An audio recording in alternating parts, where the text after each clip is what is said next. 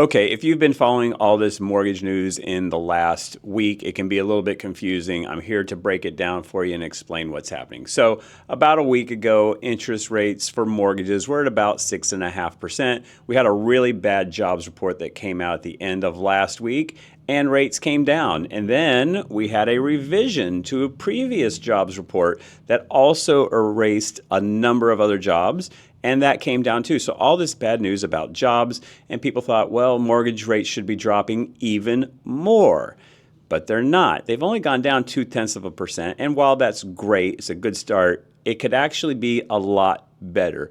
The problem is tariffs. This is where tariffs are raising their head, and I'm not trying to get political here, but numbers are numbers.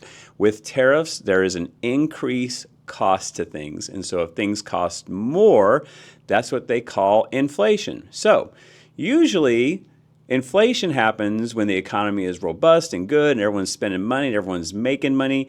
Maybe you don't make as much as you spend, but things are more expensive and that money gets spread around. So we saw a lot of inflation years ago during COVID, and a lot of people making a lot more money than they did pre-COVID, but they're spending a lot more. Usually these things run together, and when everything's going well and the economy's hot, jobs grow as well. So we have actually two different things happening. We have jobs going down and prices going up. Now, if prices are going up and the economy is too hot, the Federal Reserve can do one thing to slow things so they don't get too hot, so that prices don't exceed the pace of wages. And that is raising interest rates. When interest rates go up, you're like, well, it costs more now. I'm not going to spend as much. And that's how they throttle down the economy. So if inflation is high, they raise the rates to slow down spending.